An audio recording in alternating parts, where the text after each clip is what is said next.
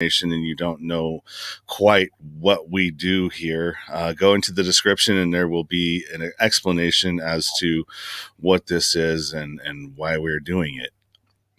We have Annette, also known as Cavegirl Claire, or you can find her at cavedwellerclub.com. Hey, everybody. This is Sean Dustin and Aurora. What is that? There's echo. No. Something. I don't know. Anyways, so I'm going to go ahead and share this, and I'm going to share this to Aurora's timeline. While I'm doing that, go ahead and take over, Aurora. And this is your first time meeting Annette, so get acquainted.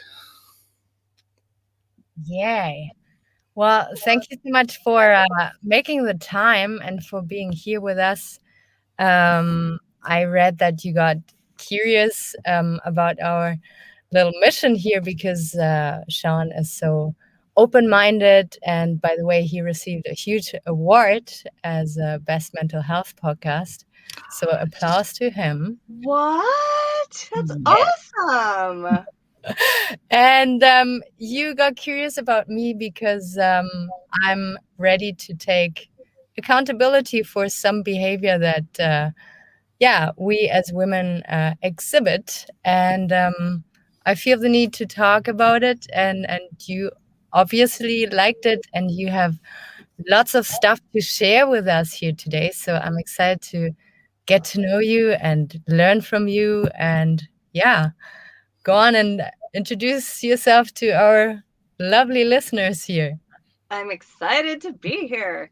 Yes, I was very encouraged by your guys' take on human behavior.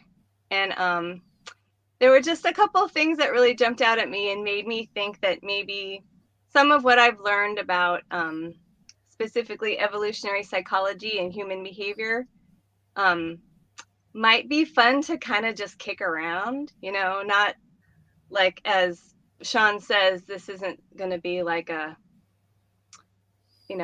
course, as he calls it, but just some ideas to kind of take the pressure off you guys a little bit, not in a way that would excuse your behavior, but maybe explain it in a way that, I don't know, is a little more forgiving.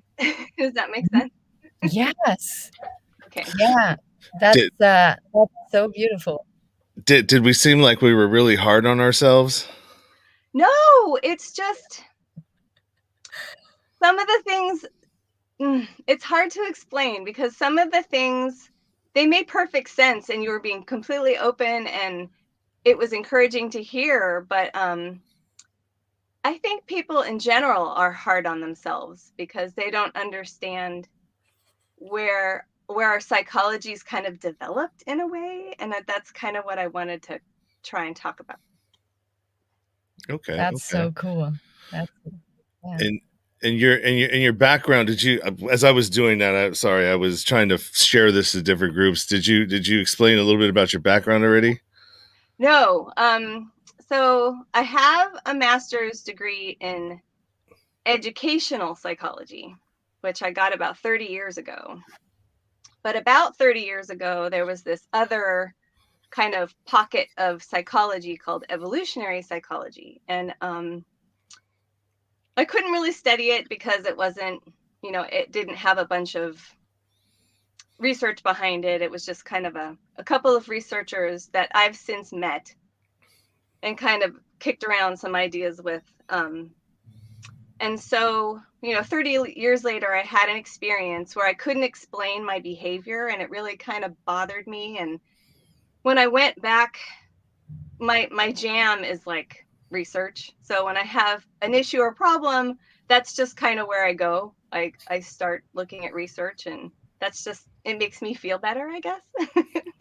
So I did that, and I kind of rediscovered this little pocket of psychology, and it started not justifying my behavior, but it was kind of explaining it in a way that was like, oh, okay, it doesn't make me sound so crazy, like almost like a rationalization, but not quite. And so when I started kind of looking at the world from this perspective, this evolutionary perspective, other things that didn't make sense to me started making sense. And I was like, whoa, maybe there's something to this. Like, because I'm pretty suspicious by nature. That's why, I poke at things and make sure that, I believe them. So, and this kind of explained a few things. So I have a master's in psychology, but it's not evolutionary psychology. That's my long answer.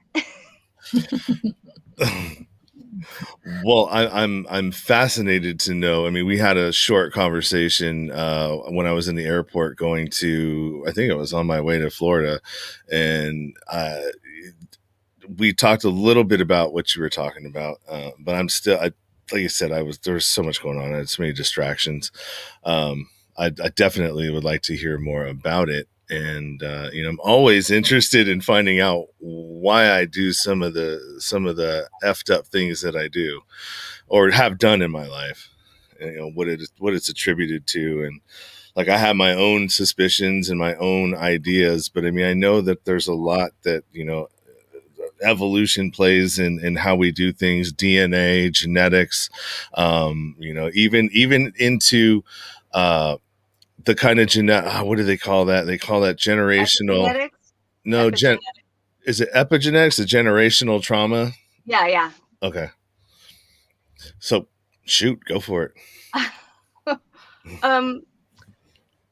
Gosh, it's so big. I feel like I don't know where to start. I guess I'll start with how I feel like I know a little bit more about cave dwellers, as I call them, than the average person. How about that? Does that seem like it might move us forward, but not too fast? Like Cave dwellers, Yes. meaning like us as a species. Yeah. 'Cause, I So mean, go ahead. Then like ask me. we were hunter gatherers at one point, right? And then something happened, and we were all forced to go into cave dwelling, right?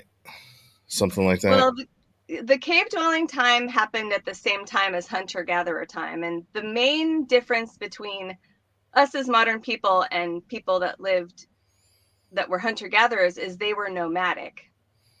They moved around. That's how they got their food. They followed herds, they followed seasons. That's how they stayed alive. They didn't stay in one place for very long. So the main, and there are hunter gatherer societies still on the planet. Not everyone lives like what I call a modern person, but there are modern day hunter gatherers. I just want to clarify that. So if we're talking about people who are no longer nomadic, that's like a big chunk of the world now. And that shift has affected our psychologies a little more than I think modern people think about. And that's just something that I think about.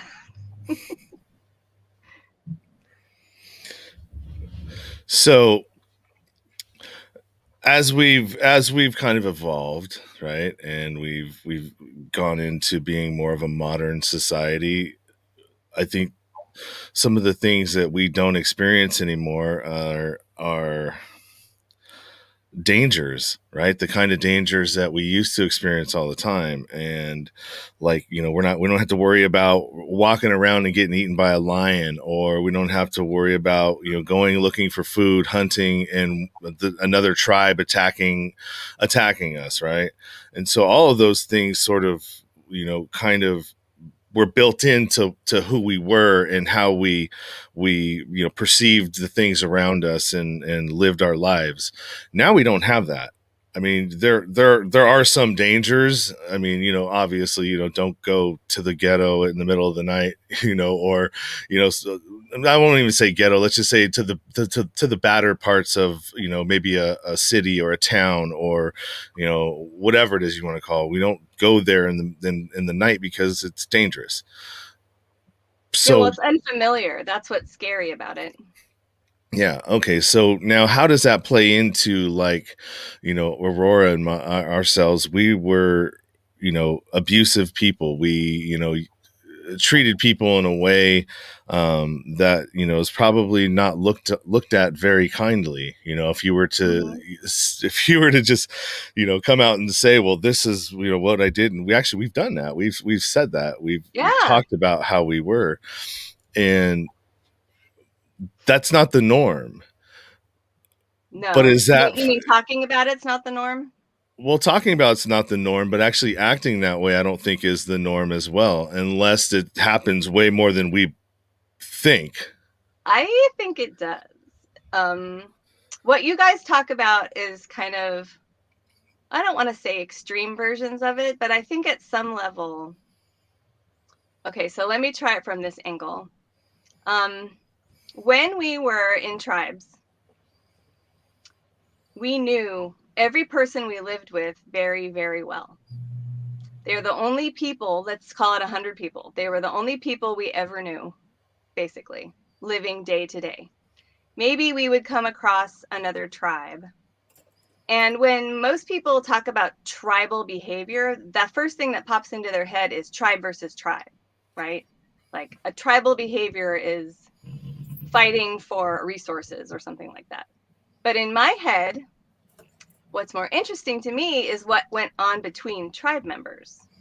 So that's kind of how I look at interpersonal relationships now. I imagine what would it have been like back then when we only had 100 people to deal with and to know. And so that's a little bit different than even the general study of evolutionary psychology. It's kind of more of a big picture. And I think it's more interesting to talk about the psychology part of evolutionary psychology, like thinking about how life would have been. I mean, imagine only knowing 100 people your whole life. That would be pretty cool if you were a cave dweller, because like you said, life when you're a cave dweller is super scary. You're part of the food chain, it gets dark, there's very little time to like just chill, right? You're just constantly scared. It's like a state you're in almost all the time, except when you're with your tribe. So I think we have remnants of this assumption or this belief as modern people that the people immediately around us should be on our team, on our side, and in some ways literally thinking the way that we think. Because when we were living in a tribe, we had to basically think with one mind. The only thing we did all day, every day, was look for food and share it. That's all we did. It's hard to imagine, but that's how I imagine our psychology. Part of our psychologies were developed during this time. And so when you get in an interpersonal relationship with someone, and at some level, we're not aware of this because it's so old and ingrained in our minds, we expect the people immediately around us to be on our page, on our exact page and on our wavelength. And when they're not, I think there's this moment of fear, like, oh crap, this person is not in my head. And it's a scary feeling. Mm-hmm. I have a question for you, Annette. Yes. So would you say that abusive behavior stems from a wound that we have experienced in the past, and it's our way to protect ourselves now? Like when we aggress someone else, we protect ourselves, which doesn't really make sense because then the whole mess starts. But that's just how our system was wired to react when something scares us. Yes, mostly. Short answer, yes.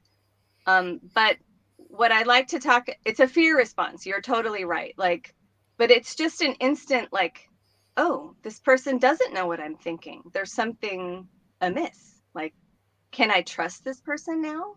It's this every living thing in my head is on a continuum between trust and fear.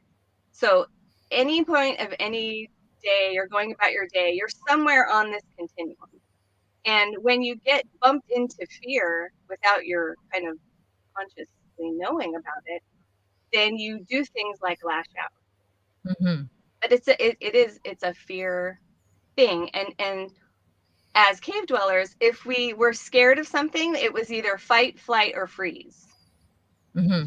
But as modern people, we have this extra special thing that we can do, which is control. Mm-hmm. So we try to control the thing that scares us. Mm-hmm. I agree with that, and I think the analogy is that, and I've done this before, and I'll explain. So when I've been in, let's say I've pushed my significant other to the point where they now want to leave, the fear starts setting in. Oh my God, what am I going to do? Am I going to be able to survive on my own? Am I going to be able to do this? Am I going to be able to do that? How am I ever going to find, somebody else? Who am I going to have sex with? All of these things start coming into play. And instead of doing the thing that I know would probably salvage maybe salvage the relationship, maybe, show some remorse or something, other than trying to control the situation. What ended up happening is that I do the behaviors that will produce the exact thing that I don't want to have happen even more. And so Is that because you feel scared? Or, I mean... Well, it's in an effort to control it, but the fear is what kicked it off. Mm-hmm. And so instead of, okay, well, let me try to bully them into, doing what I want them to do, or scare them into staying, or, saying things like, oh, you'll never find anybody better than me, or all these things, these tactics that come out, to manipulate, to, try to control. It's all an effort of trying to control the situation and control what they do. Mm-hmm. But other people aren't part of the environment. Like, I think it's hard for us to differentiate sometimes. Differentiate, like, what do you mean? The other people aren't part of the environment. So, like, since we're not in a village setting where everything is open, and that behavior, like, we're behind closed doors more than we are out in the open. So, is that what you mean? It's more like it's as modern people, we feel like we have control over a lot of things. We can control light. We can control temperature. I think we have this kind of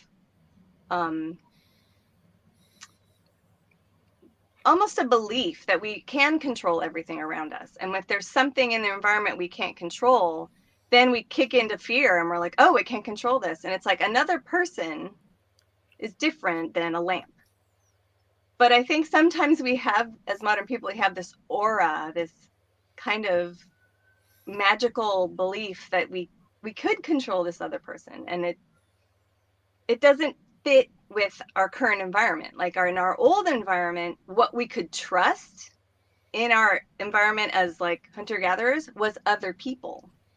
Like because we were thinking with one mind, we were all doing the same thing all day, every day, and everything else outside the tribe was the thing that was scary. And other people made us feel safe. Other people were our protection, our predictability, and so now we're in a modern world, and at some level, we're still thinking that the people, especially the people in our immediate environment, our significant others, should be on our page.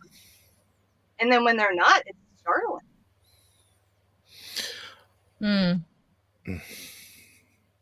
What do you think, Aurora? I think I totally understand Annette's angle, but I know from my story, from myself, that it was not that the people were not on my page. It was that I was scared of an outcome that would hurt me, and I wanted to anticipate. And sometimes in picking a fight, and you know the other person a little bit, you know how they're going to react. Instead of living in harmony is strange for me. It's not familiar because my life was not always harmonious. So I'm more in expectance of something that is going to disturb. So I should disturb. And then this is familiar, even though it's uncomfortable. But I have a hard time to understand the not being on the same page, because I see the enemy in the other, because I fear they have control over my well-being. Yeah, I see what you're saying. And see, this is I don't know, this is hard for me to talk about, but we weren't always cave dwellers. There was a time when we were tree dwellers too, like, and so let me say it this way. There was a time when we couldn't talk to each other, and we were dependent on things like hierarchies to get through our day. When we couldn't talk to each other and we had to do something together, there was a boss, a head honcho, and then everyone else falls into a hierarchy. So everyone has a role, a controlling role or a following role, and it's all organized, and it worked until we could talk to each other, and then that kind of messed things up a little bit. So in my head, there was a time when we couldn't talk to each other and we were dependent on hierarchies, and I call this the win-lose era, where someone was winning and someone was losing. There was someone in control and there were people that were following. That's kind of what I'm hearing from you. Like in your growing up when you were a kid, there was a winner and a loser. Yes, powerlessness. You felt powerless, and you were either going to be powerful or powerless. Exactly. And it's more cut and dry. And as we evolved and got other tools and can talk to each other, we moved into a time when we were more win-win, not win-lose. Like if you're in a group and everyone benefits, if everyone cooperates, that's a different tool that we have in our psyches. So you're talking about the psyche that we had even before we were cave dwellers. It's the time when we couldn't talk and everything was win-lose as opposed to win-win. So I think that's why humans are so confusing and get confused, is we have so many sets of tools that we can use to communicate with each other, and we're not aware that we have these separate modes. And when you get kicked into fear, you're like win-lose. That's your mode. I'm either winning or losing. Yeah. Does that make any sense? Oh, totally. There's a good question here. Roman Jones chimes in with, is that maybe because everyone isn't working towards a common goal of what's best for the group, but instead everyone is working towards individual goals? Totally. Great question, Roman. Thank you. Excellent. Now, and also too, it wasn't there, the human brain is only capable of recognizing so many people in it, right? Like you're memorizing, like you have a catalog of people that are in your head, and it only goes up to a certain amount of people, and then after that, you don't recognize them anymore. It's harder to we start compartmentalizing. So let's say you see an African American face. They all look the same because maybe you don't have a lot of experience with that kind of face. So yes and no. There's this number called Dunbar's number, which is... That's the one I was looking for. Okay, so you knew. Yeah. It's technically 147.3, which is stupid. But what's 0.3 of a person? because they made a chart. They maybe. They're addicted to their chart. It's fine. But in real life, whatever. So Dunbar's number is, he himself is still alive. He's one of the few ideas in evolutionary psychology that almost every researcher agrees on. It's the number which systems start breaking down. Like if you have more than 150 people, things get confusing. And most people who study evolutionary psychology agree that that is because we probably didn't go larger than 150 people in a tribe. So you're right, there is a limit to what we can kind of take in. Mm-hmm. So do you feel that since society has become so large and we have so many folks in it, and that we are I mean, we're in a tribal mentality a lot of times, and it things sort of shift there when certain things happen. But I mean, as far as, I mean, I've lived in plenty of places where I have no idea what my neighbors, who my neighbor was. I lived in an apartment complex and didn't know who was to the left or right, above or below me. And it seems like it's been normalized to not like know your neighbors, when those are the people that, like, if the proverbial shit was to hit the fan, the people in your neighborhoods are the ones that are closest to you and that you would need to count on to go to help for if you needed it, right? Right. And I think it's a very unnatural way to live. Mm-hmm. Yeah, it is. It is stressful. And I don't know, we live more isolated now than we used to, or we are wired to, right? Totally. Yeah. Now, as it pertains to like behavioral, so evolutionary psychology, does that have anything to do, like Graham Hancock? Do you know that name? Mm-mm. He was somebody that did talked about the drier, the younger era, and when we had the Great Flood and all the other stuff that went along with that. I can't remember what it is. I shouldn't open my mouth unless I knew exactly what I was talking about. You never know. I could have known. I have bits and pieces of Rogan information, Joe Rogan podcast, and the people he has on there stuck in my head. He's had some researchers I know on. Well, I love researchers because I'm not one. And like I'm ADHD, and like to sit there and do that is like really difficult for me. I mean, even just to sit here in my area and try to do things, it's hard because it's like if I got a bunch of windows open and it's like, oh, I got to go over here. Oh, wait a minute. Damn, what were you doing? Go back to what you were doing. Sidetracked. Yeah, I get sidetracked really easy. But I mean, as this pertains to, our abusive behaviors and the things that were learned, because I think a lot of what I did was learned over a long period of time. Like we're talking 40 years of bad behavior that kind of has been ingrained through, and I think a lot of this is successes, the win-lose thing, right? If I kept doing a lot of these things because I kept winning, it kept working.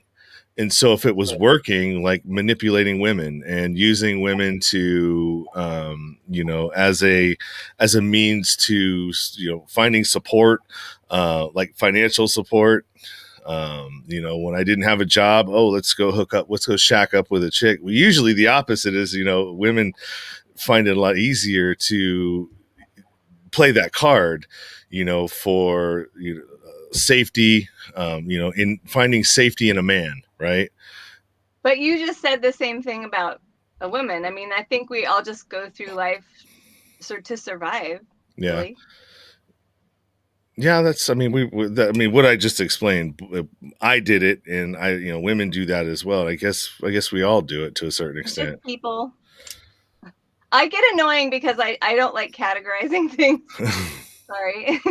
No, that's okay. I mean, this is a conversation and a collaboration of ideas, and all ideas are good until they're not, right?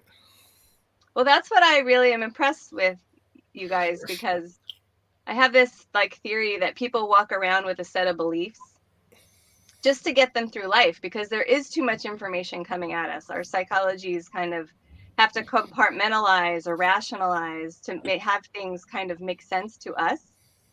And some people are in a soap bubble, so their beliefs are kind of fragile, and if you get near them, they get nervous.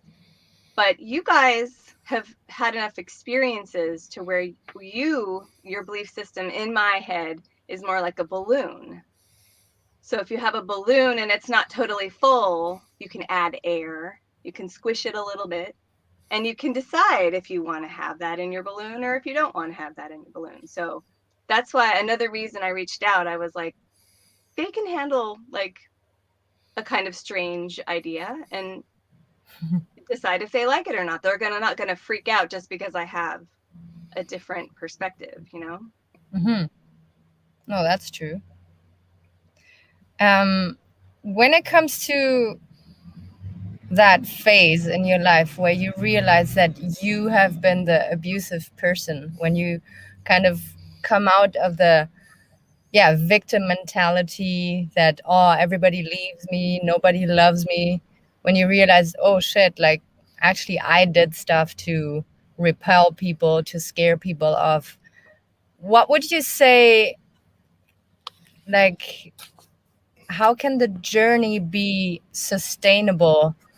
How can we learn to not fall back into these patterns? Because it is so incredibly easy, right? I don't know if I can speak for Sean too, but we both learned that it works. We just realized, okay, it's maybe not awesome, but how can we, like neuroplasticity, let's talk about neuroplasticity. How can we relearn new pathways? Is it in being in a relationship, or can we also do it outside of a relationship? Do you know what I mean? Like I totally do. some things we can only learn as a team or when we're exposed to situations, and some things we can learn by ourselves. I totally get what you're saying, and it totally fits with the continuum of trust and fear. If you can kind of learn to identify when you're behaving in a fearful way, it becomes easier to kind of, whoa, not stop yourself, but as you're doing it, or maybe after you do it, if you take responsibility for being afraid, and say, I was afraid just then, let me try that again. And if you can just kind of make it a habit of knowing where you are on the continuum, like you feel yourself going win-lose, be like, okay, you want to move yourself toward trust. And I think that takes being with other people, like your question about, because you have to practice it. You can't just like, it's easy when you're by yourself to be in trust because you have no one to worry about, right? Yeah. You got nobody calling you on your shit.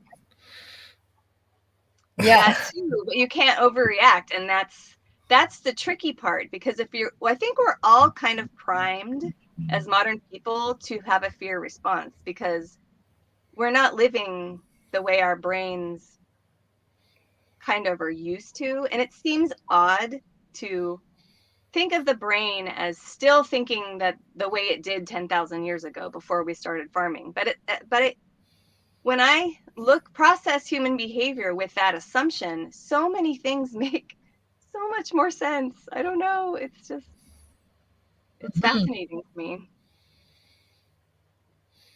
I have this strange idea of like, because we essentially have two different brains in our body. We have this one right here, and then we have the gut biome, which is full of bacterias and other things that make different chemicals and cause different reactions in our emotions and our things.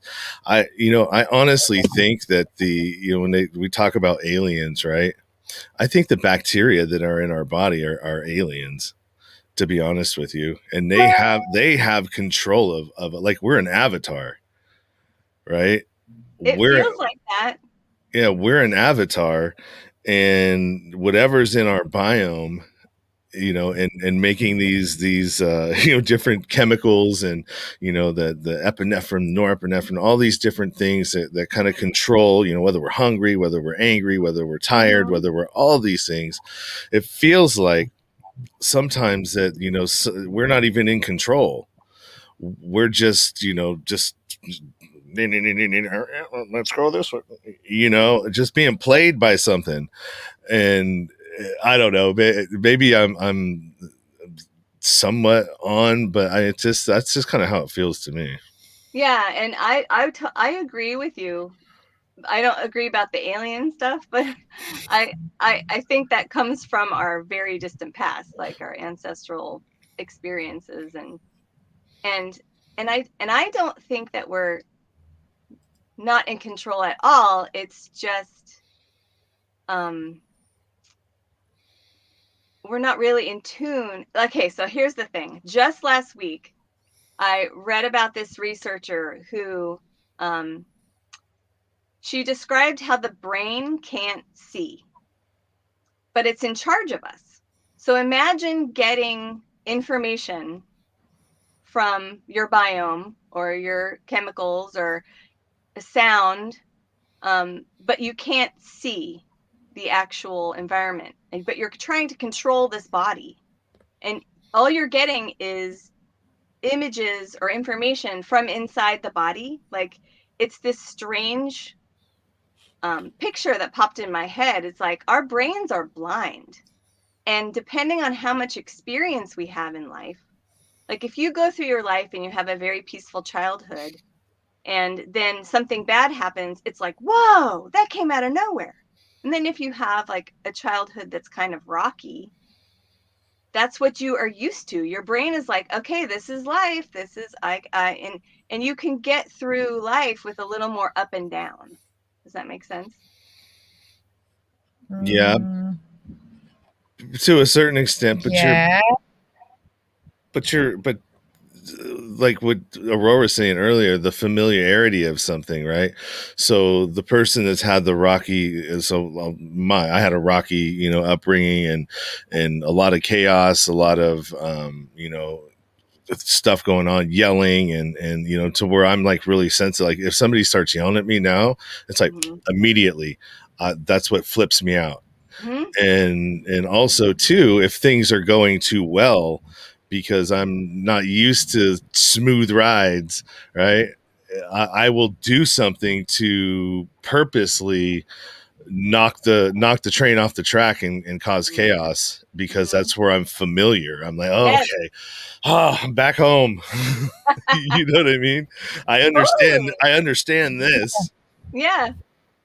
And that's why people create patterns sometimes. Like, if your parent smokes, you'll smoke most likely, because that's what's familiar and that's what's predictable. And we kind of recreate. When I say things should be predictable, I just mean familiar. I don't mean like everything's in place and everything's perfect. But I don't know, like Aurora was saying, like she doesn't want to be the loser. She wants to be the winner.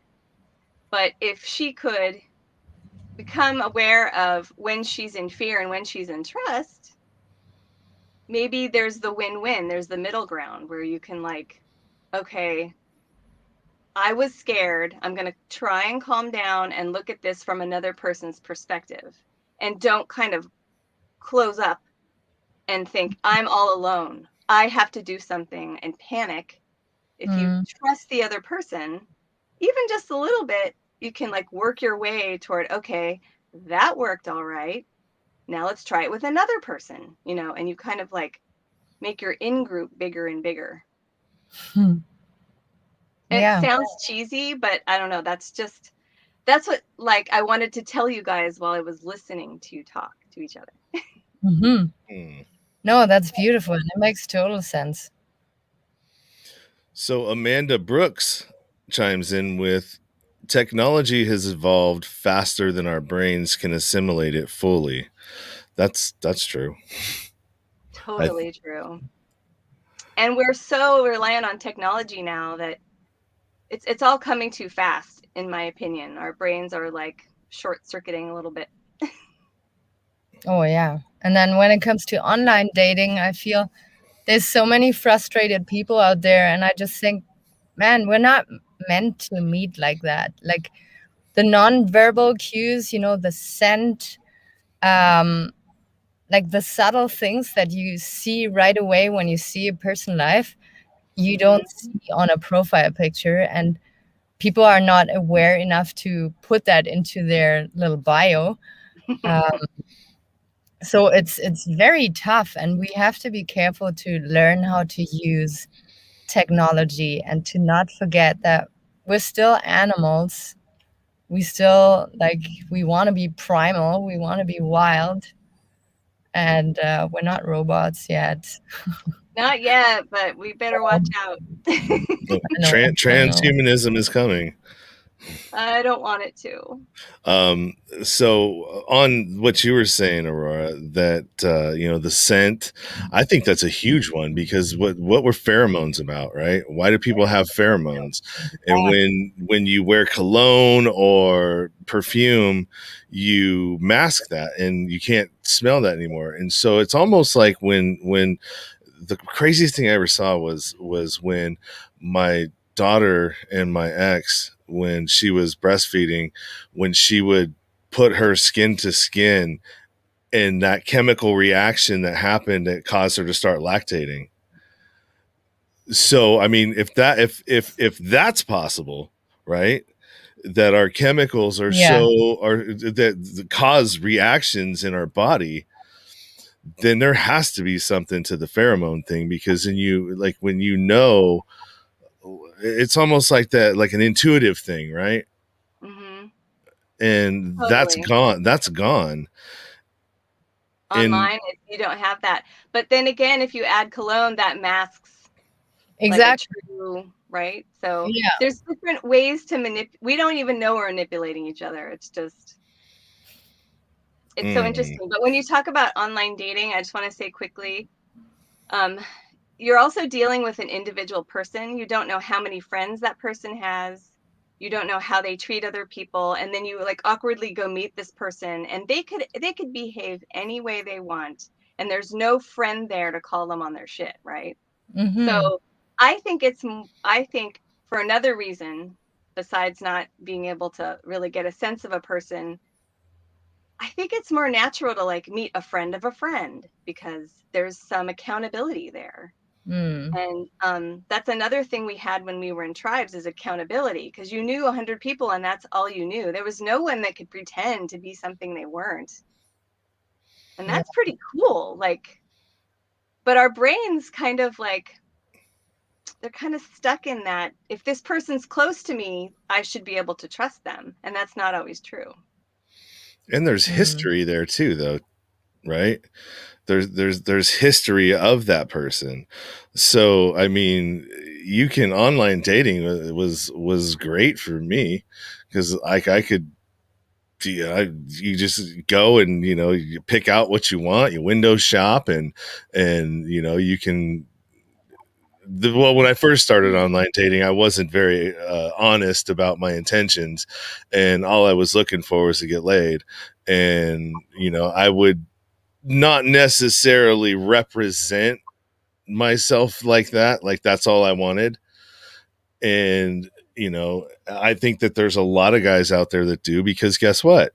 There's that fear. If I tell you what I want, then that may not be what you want, and then you'll just leave, right?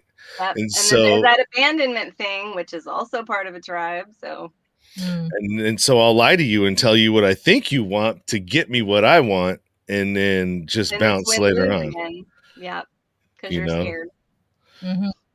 Yeah, but technology is a tool. and tools are shortcuts. So that was a very efficient use of a tool for you.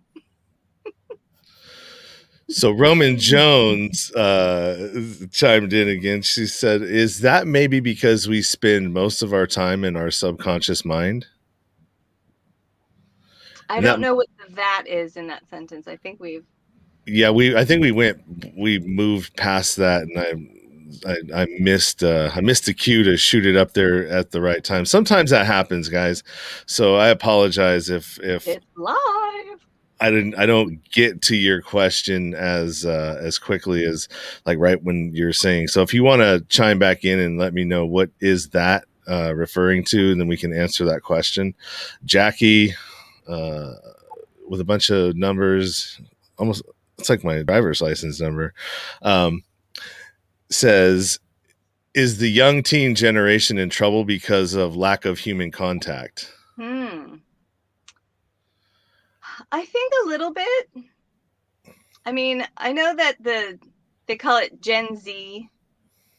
They have already been labeled stressed and depressed. I don't know if you guys have heard that. That's not a nice label. I'm sorry? That's a harsh label to live like. It's harsh. And that's my kids. So I have a soft spot for harsh labels. I don't really like labels, but anyway. Yeah.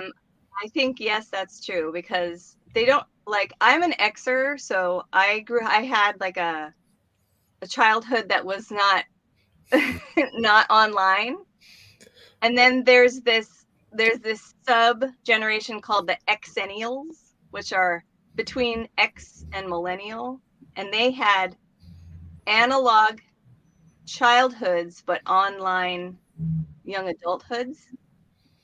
And then the millennials were pretty much online the whole time, right? And if anything, that is the label I will accept, because that's an experience you're having as a group of people. It's almost like, what's the word I want? I can't come up with it. Anyway, I don't like labeling people, but I don't mind labeling people as far as their generation, because that is what affects how you process the world. Does that make sense? Yeah. But I do have hope for the younger generation, because they seem to be less inclined to be like they're more inclusive. You know, they don't see color, they don't see race, they don't see any of the type of things that our generation grew up with the boomers, and their views towards, you know, let's say blacks or, you know, other races and stuff like that, or just being segregated or us versus them. They're way more inclusive. Yeah, they're moving toward win-win. They are. It's awesome. Yeah, that it's part awesome, is good. But it's also very difficult. No, go ahead, Aurora. I cut you off. Sorry. It's awesome, but it's also difficult because they grow up in an environment where they feel a certain way, but the society is not reflecting how they feel. The society is reflecting exactly the opposite. Yeah. So it's hard, I imagine, to express yourself then and to feel okay with what you feel is right and wrong. And that's why they're probably totally stressed out and depressed. I can see that. Yeah, I think they're not liking the hierarchy that is still part of society. And we do that out of desperation, because there's so many of us. How else are we going to, you know, categorize ourselves or coordinate with each other unless we do have these pockets of hierarchy? We have a president of a company, we have blah, blah, blah. But it's really just harkened back to our time when we couldn't talk to each other. It's just out of desperation that we are dependent on these hierarchies and categorization. And I think the younger generations are kind of like, okay, this is a bunch of crap. Yeah. Yeah.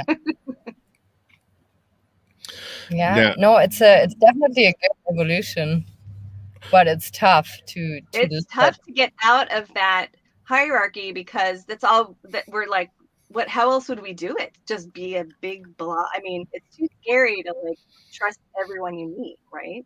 You need to like decide. So complicated. Yeah. This is where my conspiracy mind starts kicking in. All right.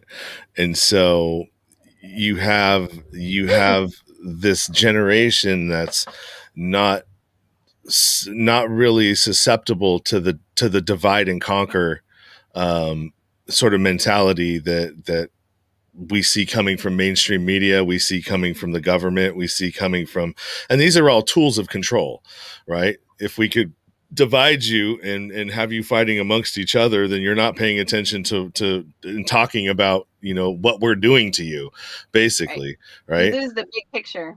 Yeah. And so now, the one thing is that, with schools and all of the different things that they've done, like, I can't remember what the name of the type of school that they're in right now or the curriculum that they're studying, but there's no critical thinking that's being taught in the younger generation. And then as they started taking everybody and putting them away at home and doing the online education and causing more of that stress and what did you call them? Stress and depression within those generations. So now where they could have been, okay, they're in line to take over in a way that wouldn't keep these particular folks in power anymore if they were allowed to flourish like they were going to be doing. So now something's been implemented to, A, let's take away their critical thinking, and B, let's stress them and depress them and keep them from expressing themselves in a way that could possibly, take over in a positive way for humanity. Right. If the divide and conquer is pretty scary stuff. But I will say that my kids are learning critical thinking. I think there are pockets of critical thinking still out there. And Roman says exactly. So I still have hope though, because in my head, there are groups of people that want to manipulate us, but in my head, they're my conspiracy mind is mostly focused on businesses because they want to make money. In my head, government, their purpose isn't to make money. It's to, like you said, control people. But I just don't have that kind of ominous feeling for government. I think they mean well, but it's hard to control such a large group of people. And the tools that we use to do it, they don't really work. I mean, because there's too many people. Like our brains are used to 100, 150 people. And so they do their best and they kind of suck sometimes. But the automaton idea of like kids isolated, they're not going to school in groups as often, that's kind of scary to me, because we need to like have checks and balances and kind of, if you're isolated and you only learn what your family knows, then how are you going to get along with other people? And that kind of worries me a little bit. Yeah, there's no socialization skills. Like you even have to socialize your animals. Like you have a dog, you take them to the dog park so you can socialize them and get them used to. People know that about their animals, but maybe not their children, just because they want to protect them. And it's not, I don't think they're being mean. I think it's that win-lose thing. It's like, why take the risk? And we have to take risks if we're going to get along. Yeah, I think it's amazing. Totally agree to that. Watching kids develop. Like I have a almost 4-year-old, and like just seeing how she interacts with the world as she's learning different things and learning how to try to manipulate us, right? And doing that whole, well, let me see how far I can go with this. And, it's like, that's ingrained. It's like, it's like the same thing that like how ducks know to fly south for the winter, right? Like, how do you know that? It's just that DNA thing, that genetic thing that's in your DNA, that's a part of the fabric of your life now. You just It's a know it. survival skill. Yeah, Mhm. it's Yeah. awesome. You don't have kids yet, do you, Aurora? No, I don't have kids, but I was a kid once. And it's fascinating how, yeah, when you imagine the fetus, the baby in the belly has nothing to worry about. They have the food, they have the shelter, you know, they just swim around, and then all of a sudden you're being thrown into this world and you're totally dependent and you can't speak and you have to, like, with your body, like, get the attention. And then of course your brain learns that and knows that, oh, when I do a certain thing, I get the attention. And then when you learn to speak, you will use your words to get what you need. And yeah, it's I can imagine to having a small one and to see how they manipulate you and to see how you want to give them what they need, but at the same time you're like, oh, they got so much control over my sleep and my well-being now. It's incredible. And Annette, what you say about the new generation, I wanted to add that we see depression and aggression always as a very negative thing, and it is feelings and phases in our lives that are very difficult to go through, but it's also the phase where we learn most about ourselves and the people around us. And like, I just thought, if that generation really is going through anxiety and depression, they will be able to one day, maybe not right now, but to wake us up and show us, okay, this is really sick. We have to do things differently. And you know, I'm trying to see the good thing in the bad there. No, I agree with you totally, because And depression gives you, sorry, I just want to finish. no, yes, Depression can give you so much depth and insight, that you would otherwise, if you just float around like averagely happily, never achieve. So I wanna, yeah, I just wanted to say that. no, that's exactly what I was going to say. And so you said it way better than me, but you learn things when you're depressed. Yeah, And I think that when people are worried that they feel depressed, sometimes you're supposed to be, because you're figuring something out. exactly. And if this generation they're slammed with all the information. You know, Yeah. if you were an offline kid, you got the information, it was spoon-fed to you. As a kid online, you get slammed with everything, and maybe they're just processing it all, and they're gonna, like, come out as adults and have a lot more figured out than we do. Oh, yeah. But I want to say at the same time, that doesn't mean we need to give up. No, I but get tired of people saying, oh, the next generation will fix it. It's like, we can do something too. yeah, no, they just show us how numbed up we are and how we have to be sensitive again and come back to the heart, come back to community. They will teach us, and we have to be actively listening. We can't Right. quit. No, 100%. yeah. And when we Yeah. look back at the older generations, like Annette, your mom, your parents, your grandparents, mine, because we're kind of in the same, Gen X. I think I fall into the one where I know what it was like before the internet, and on it afterwards, and I know what a rotary phone is, and all those things, and our parents, they lived in a generation where expressing your feelings wasn't okay. Right. Where, Mhm. talking about, your losses wasn't allowed. and it's a weakness. It's don't be vulnerable. Don't do any of the things that we need, because to connect with each other. because all of the magic is in the struggle, right? Everything that we need to fail forward is in that struggle. And I think that people resonate more with your losses than they do with your wins. In each other, right? Yeah, because you're in the same boat.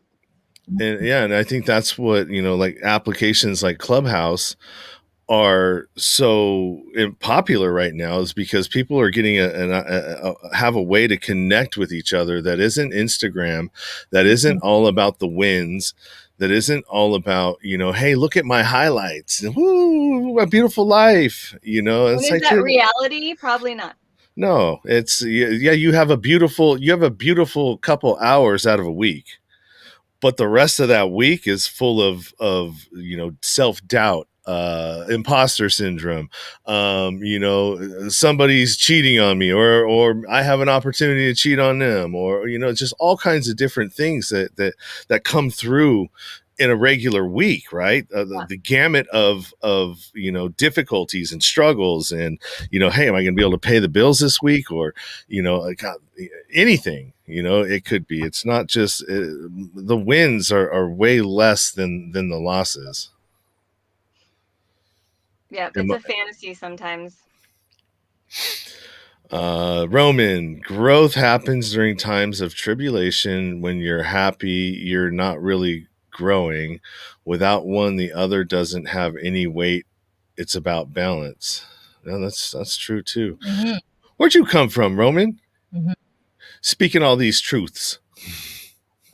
Yeah. Are we friends? If not, request me. Because I like what you have to say. Add us. So is there anything else that we want to touch on? Anybody else out there that's watching? We got about 7 viewers right now, which is pretty good, man. Thank you for participating, everybody out there. If you have any more questions or anything you want to say, feel free to drop them in the chat. She said, just randomly stumbled across the live show. Well, thank you. I'm glad you awesome. Stumbled across. Yeah. Sometimes things happen for a reason. Yeah. That's so awesome. Very, very cool. Yeah, the universe always manages to put the right people together, right? Yeah, you just got to stay calm until it happens. Yes, that's the hard part. That's the really hard part, because we think we can control everything. Yeah. The craziest concept for me to get ever, when I was trying to get through my addiction and all the other stuff that I was going through, was surrender to win. And as a team sports person, that was such a weird concept, when I was ingrained, like, to win.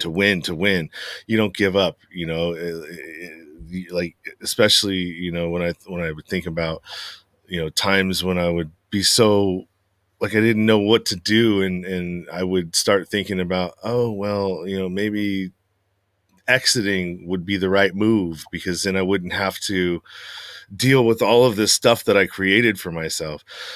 But then, I was like, oh, no, if you do that, you're going to lose. You can't let things beat you. You can't you got to win at all costs. But when I got the concept of surrender to win, which was me not giving up, but it meant stop fighting everything. Stop trying to control everything. Just let things happen as they will, and do the right thing. Do the next right thing. Keep doing the next right thing, and stop kind of control everything in your life. And things started to become a lot easier. I'm not saying they're perfect, but the self-awareness. That's like the ebb and flow. Like, if you're stuck in win-lose, that can get really tiring. And if you go to win-win, like, what say it again. What? Say that. Surrender to win. Surrender to win. Uh-huh. That's very win-win. That's like, reach out, find out who you can relate to, and work with them, but that's risky if you have the option of controlling. Yeah, I do that in my relationship now. Great. Is there like on an hormonal level, when it comes to like cortisol or dopamine, like is there a level that we might have gotten used to during our childhood, like a stress level, but then it's also our chemistry who adapted to that we are trying to recreate? I think so. It's Right. familiar. Yeah. Again, the familiar, but that can be changed, right? When you, like with meditation, with new approaches, with new connections, that can all, that's not set in stone. That's my question. I don't think so. I Yeah. mean, I'm not a medical person, but as long as the first step is becoming aware of when the fear kicks in, because that cortisol, the adrenaline, all that is automatic. And it's possible that some people are a little more jumpy, if that's a word. But just kind of knowing that that it's happening. Yeah. Because when, back in the day, that was a survival skill that was really handy. And I think we go there more often than we realize. It's just kind of you can't control your reactions, but you can kind of own up. Yeah. Does that make sense? Yeah. And be like, okay, I'm going to calm down. Just give me a minute and then try again. Like you said, the next best action. Is that what you said? Yeah, something like that. Yeah, very good. Something I heard somewhere. Regurgitating. We just imitate. We're not that different from any other living thing.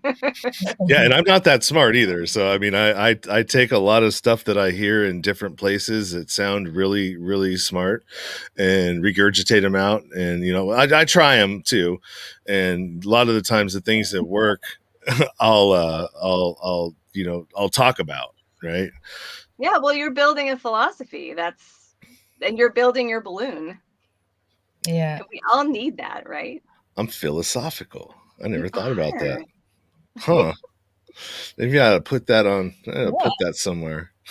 It's on your Nowhere But Up page. It's been classified on Spotify as philosophical. Oh, no, I didn't know that. Philosophy. Oh, philosophy. That's right. That's a category I'm in on I guess on my on Spotify. host. Yeah, on my hosting platform. You're smart. I just wanted to hear you say that. That's all. No, I'm just kidding. For an hour we've been talking just so you can hear that I think you're smart. Yeah. What do you need, Aurora? What do you need? No. What do I need? Okay, what do you need? I'm gonna read here. Robert Page. Nothing new under the sun. We take what we come across, and as a life, we're born philosophers. Yeah, we just gotta allow it. We just gotta let it all out, right? And not be scared. Yep. Live in love and not be scared.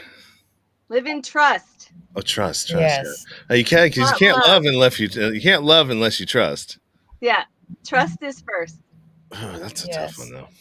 I know, but try trust. Yeah. Well, that's a good that's a good thing. So next time we'll see when we come back, Aurora, for number 4, we'll see implementing trust in our life and see if we can't what we come up with for the next one. Yes. Oh, I have so much to I think we can talk about what we discussed here and then what happened in the last couple of weeks between episode 2 and 3, and yeah. Oh yeah, lots happened between 2 and 3, huh? Yes. Yes. I can't wait. And if any of you guys out there that are viewing right now are watching this, and you like Annette, you want to come on, and maybe you've experienced some sort of abusive behavior in your life, maybe you are an abuser or have been abused, or you're on that spectrum of just being touched by it, feel more than welcome to reach out to us like Annette did through the email nowhere to go but up now at gmail.com, or any of the other places. Like, you can reach out to Aurora on her page, and I'll let her say where she's at. Sorry I didn't get a chance to load up all of these things like I normally do on my show. Getting a little bit sick, so I was laying down until about like 20 minutes before this thing started, and I got up and tried to get ready real quick. Full disclosure. Wow. So, John. All right, we got a couple more comments here. Cavedwellerclub.com is where you can find Annette. That's her website. Can I interject one quick thing? Mm-hmm. So my website has a bunch of stories about Cavegirl Claire, and that's the way I kind of introduce, hunter-gatherer ideas and how you can apply them to modern day. So it's kind of a tidal wave of information. So just as an example, I'm going to recommend that, Sean, if you end up going to my website, look at my blog and read just 2 of the 28 blog posts. I'm going to recommend Meet Claire and To Fan is Human. And for Aurora, I'm going to recommend Meet Claire and The World According to Claire. I will check it out. So it's just kind of like a little introductory thing. So I'm writing it down. So Meet Claire, and what was the second one? Meet Claire, and the second one for you is To Fan is Human. To Fan. To follow, to fan. Awesome. I'll take a look at it. Groovy. Thank you so much. That was so fun. You're welcome. Thank you for making it. We got one more question and then we'll cut out of here. Okay. Jackie says, does anxiety have a more negative spin on today's society versus it being a good trait when we were running from tigers? Yes. But we can't just shut it off. But if we're aware of it, it helps. Mm-hmm. All right. Well, there you go there, Jackie. Hope that helped you. And I really appreciate everybody commenting and participating. That really makes these things a lot funner when you have audience participation, and it really just adds to the whole pizzazz of what we got going on here, right? Yeah. So, Aurora, why don't you go ahead and take us out? I think I've hogged up most of the time here on on this live stream. Thank you so much, Sean.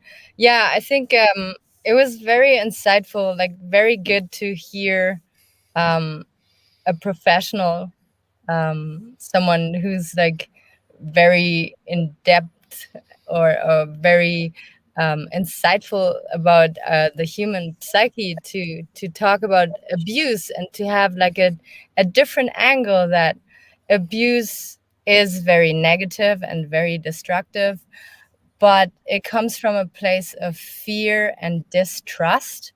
And when we, Sean and I'm going to put us together in a box, hear that, it will make us aware that we can learn to be more like trustworthy, but also to trust other people again. And we know maybe that we have a second chance, that we're not like stuck in the abusive box, but can get out of there if we want to.